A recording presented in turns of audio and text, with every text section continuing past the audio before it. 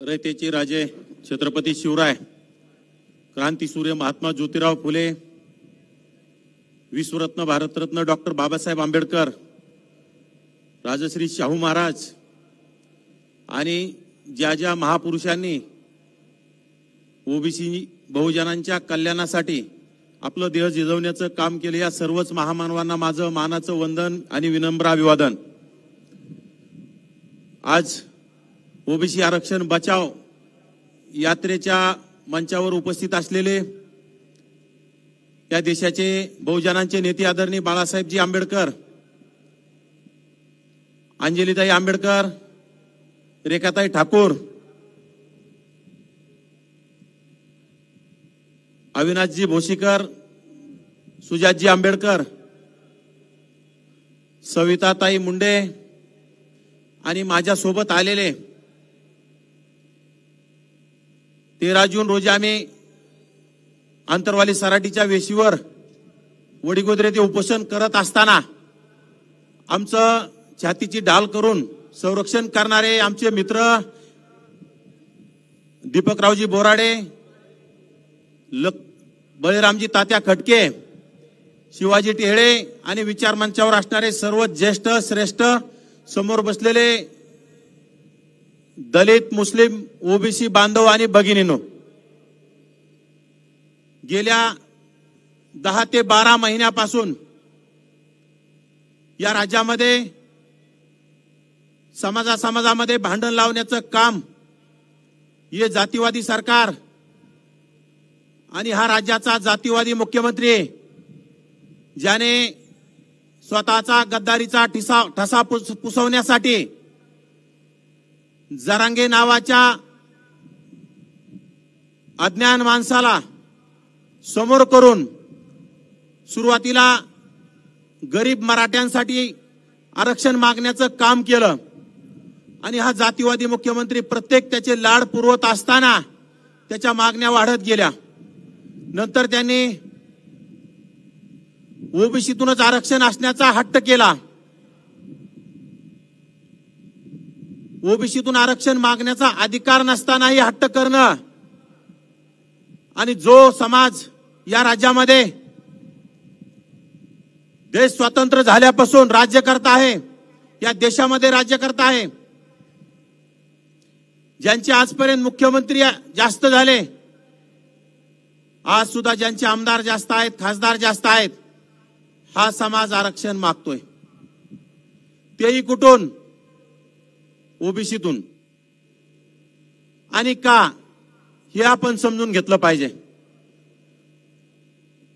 महामानव डॉक्टर बाबासाहेब आंबेडकरांनी 340व्या घटनेतून, कलमातून आपल्याला आरक्षण दिलं, त्याच माध्यमातून आज मंडल दिन तत्कालीन पंतप्रधान विश्वनाथ प्रताप सिंगांनी आपल्याला 1990च्या दशकामध्ये मंडल आयोग लागू करून या 54% असणाऱ्या ओबीसींना 27% आरक्षण देण्याचं काम केलं। तेच आरक्षण आज जातीवादी सरकार लाल करण्याचं काम करतंय। 54% असणारा ओबीसी समाज, ज्यामध्ये 18 पगड जाती, 12 बलुतेदार आणि 18 आलुतेदारांचा 54% असणारा समाज, ज्यामध्ये मराठा समाज असणारा, स्वतःला मोठा समजून घेणारा समाज घुसखोरी करण्याचं पाहतोय। गेल्या 8-10 महिन्यापासून या राज्यामध्ये दहशत माजवली जाते, झोंडशाहीनं लोकांची घरं जाळण्याचं काम होतंय, लोकांची व्यवसायावर जाळपोळ करण्याचं काम होतंय, अनेक ओबीसी नेत्यांच्या गाड्या जाळपोळ करण्याचं काम होतंय, गाड्या फोडण्याचं काम होतंय। छोट्या छोट्या बलुतेदार, 12 बलुतेदारांना दहशत करण्याचं काम होतंय। माझ्या छोट्या छोट्या बलुतेदारी करणाऱ्या समाजावर अन्याय करण्याचं काम होतंय। आरक्षणाला आपण कुणाच्याही आरक्षणाला विरोध केला नाही, पण आरक्षण कुणाला असलं पाहिजे हे महत्वाचा मुद्दा आहे। ज्या डॉक्टर बाबासाहेब आंबेडकरांनी आपल्याला आरक्षण दिलंय, त्यावेळीच त्यांना आरक्षण का मागता नाही आलं? त्यावेळी तर ते आम्हाला म्हटले, आम्हाला गरज नाही। आज आम्ही छोटा आणि गरीब असणाऱ्या मराठा समाजाच्या आरक्षणाला कधी विरोध केला नाही, परंतु तुम्हाला ओबीसीतूनच का हवंय हे आपल्याला कळालं पाहिजे। कारण ओबीसीला घटनेतून 27% आरक्षण स्थानिक स्वराज्य संस्थेमध्ये आरक्षण मिळू लागलं आणि कुठेतरी आपले प्रतिनिधी स्थानिक स्वराज्य संस्थेमध्ये जाऊ लागले. पंचायत समिती सदस्य, ग्रामपंचायत सदस्य, सरपंच, जिल्हा परिषद सदस्य, पंचायत समिती सभापती, जिल्हा परिषद सभापती, जिल्हा परिषद अध्यक्ष, नगरसेवक, नगराध्यक्ष होऊ लागला आणि ह्या प्रस्थापित मराठ्यांच्या पोटात दुखायला सुरुवात झाली आणि यांनी षडयंत्र करायला सुरुवात केली आणि जरांगे नावाचा माणूस समोर करून याला ओबीसीतूनच आरक्षण मागायला लावायला सुरुवात करून दिली. जोपर्यंत आरक्षण सरळ पद्धतीने मागणी होती जरांगेची, तोपर्यंत अनेक ओबीसी बांधवांनी त्या आरक्षणाच्या मागणीला पाठिंबा देण्याचं सुद्धा काम केलं. आदरणीय बाळासाहेब आंबेडकरांनी सुद्धा त्याच्या मागणीला पाठिंबा दिला. परंतु तोच जरांगे कालांतराने ओबीसीतून मागणीला हट्ट करू लागला. सगळ्या सोयऱ्यांचा अध्यादेश मागू लागला, त्याचा अध्यादेश काढा म्हणू लागला. चाललंय काय? स्वतःची गद्दारीचा ठसा पुसवण्यासाठी पूर्ण लाड करण्याचं काम हे मुख्यमंत्री करू लागले आणि या राज्यातील सर्वच जातीवादी आमदार, जातीवादी खासदार या जरांगेच्या मागणीला पाठिंबा देण्याचं काम करू लागले आणि ओबीसीतून आरक्षण दिलं पाहिजे असे पत्र देऊ लागले. बांधवांनो, आपला मित्र कोण, शत्रू कोण ओळखायची वेळ आलेली आहे. गेल्या अनेक वर्षापासून, देश स्वतंत्र झाल्यापासून आपण यांच्याच आमदारांना, यांच्याच माणसांना आमदार करत आलोत, यांच्याच माणसांना खासदार करत आलोत. परंतु तुमच्या आरक्षण वाचवण्याच्या मागणीला कोणीही समोर आलं नाही. अनेक ओबीसी नेते या राज्यामध्ये फिरले, त्यांच्यावर सुद्धा गलिच्छ भाषेत शिवीगाळ करण्याचं काम जरांगे नावाच्या या माणसाने केलं. परंतु आज ज्या माणसाने घटनेच्या 340व्या कलमातून आरक्षण दिलं, असे घटनातज्ञ आदरणीय डॉक्टर बाबासाहेब आंबेडकरांचे नातू ऍडव्होकेट श्रद्धेय बाळासाहेब आंबेडकर आपले आरक्षण वाचवण्यासाठी आपण इथं आलेले आणि त्यांनी राज्यात 15 दिवस आपल्यासाठी ओबीसी आरक्षण बचाव यात्रा काढली. सर्वप्रथम आपण सकल ओबीसी समाजाच्या वतीनं त्यांचा असं त्रिवार आभार मानले पाहिजे. आपण वेगवेगळ्या पक्षामध्ये काम करतो, परंतु आपलं कोण परक कोण ओळखता आलं पाहिजे. वेगवेगळ्या पक्षात काम करत असताना आपल्या पक्षाच्या नेत्यांनी आपल्या मागणीला पाठिंबा दिला नाही, आपल्या ओबीसी आरक्षण वाचवायला पाठिंबा दिला नाही. या राज्यामध्ये अनेक प्रस्थापित पक्ष आहेत, त्या प्रस्थापित पक्षांनी आपल्या मागणीला पाठिंबा दिला नाही. आपली मागणी संविधानिक आहे. आपली मागणीच काय आहे? आपलं आरक्षण जे डॉक्टर बाबासाहेब आंबेडकरांनी दिलेलं 27% आरक्षण आपलं अबाधित राहिलं पाहिजे.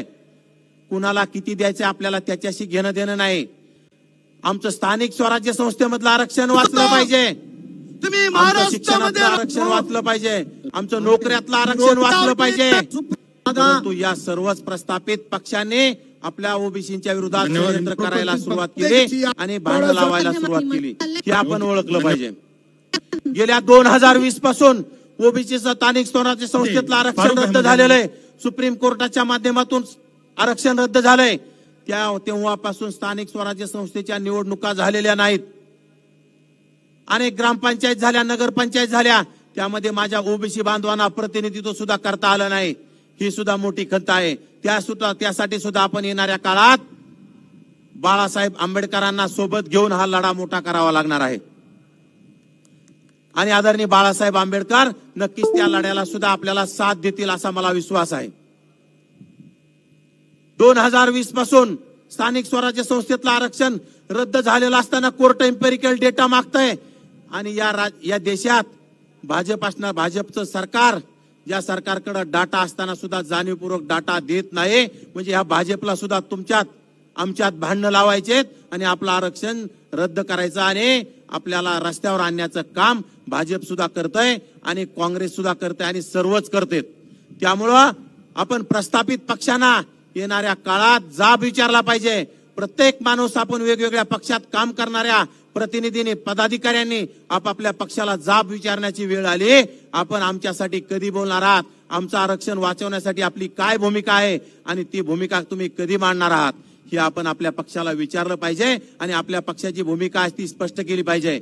मी सुद्धा राष्ट्रवादी काँग्रेस पक्षामध्ये, शरद पवारांच्या पक्षामध्ये काम करत होतो.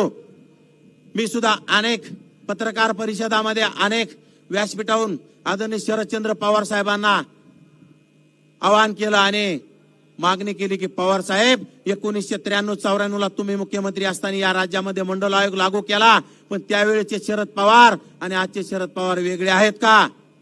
कारण त्यावेळेच्या शरद पवारांनी मंडल आयोग लागू करण्याचं काम केलं आणि आजचे शरद पवार भांडणं बघण्याचं काम करत आहेत. हे चाललंय का या राज्यामध्ये? त्यामुळं आपलं कोण परतो कोण येणाऱ्या काळात ओळखलं पाहिजे. आणि या राज्यात जे आपल्या 54% असणाऱ्या ओबीसींना या राज्यामध्ये 50% प्रतिनिधित्व देण्याचं, 50% वाटा देण्याचं काम करतील, यांच्या आपण पाठीशी राहिलं पाहिजे आणि यांना आपण पूर्ण ताकद देण्याचं काम केलं पाहिजे, अशी मला आपणा सर्वांना नम्रपूर्वक विनंती करायची. या राज्यामध्ये अनेक छोट्या छोट्या समाजावर घाला घालण्याचं काम केलं. आताच एक 15 दिवसापूर्वी या खुलताबाद शहराजवळ माझ्या सुतार समाजाचं प्रेत जाळण्याला त्या गावातील प्रस्थापित मंडळीनं विरोध केला. हे चाललंय काय या राज्यामध्ये? ज्यांना आपण आजपर्यंत त्या शीतलताईंच्या गाण्याप्रमाणे तुझ्याच टाचा खाली आजपर्यंत होतो, म्हणजे ज्यांच्या टाचा खाली राहून ज्यांना आपण डोक्यावर घेतलं, ज्यांना आपण मोठा भाऊ म्हणलं, यांनीच आपल्या विरोधात षड्यंत्र, ज्यांनीच आपल्या विरोधात झोंडेशाही आणि ज्यांनीच आपल्याला संपवण्याचा घाट घातलाय, अशा लोकांपासून आपण येणाऱ्या काळात सावध झालं पाहिजे. आणि आपलं प्रतिनिधित्व टिकवण्यासाठी जो पक्ष आपल्यासाठी समोर येईल त्या पक्षाला आपण येणाऱ्या काळात साथ दिली पाहिजे. आणि आपला 18 पगड जातीतील सर्व ओबीसी समाज, 12 बलुतेदार, 18 आलुतेदारांनी आता येणाऱ्या काळात एकत्र आलं पाहिजे. माझ्या मुस्लिम बांधवांना सोबत घेतलं पाहिजे, SC ST बांधवांना सुद्धा सोबत घेतलं पाहिजे. म्हणजे दलित, मुस्लिम, ओबीसी चळवळ येणाऱ्या काळात आपण सुरू केली पाहिजे आणि या राज्याचा राज्यकर्ता समाज आपण तयार झाला पाहिजे, अशीच अपेक्षा व्यक्त करतो आणि माझं लांबलेलं भाषण थांबवतो. जय हिंद, जय महाराष्ट्र, जय भीम, जय ओबीसी.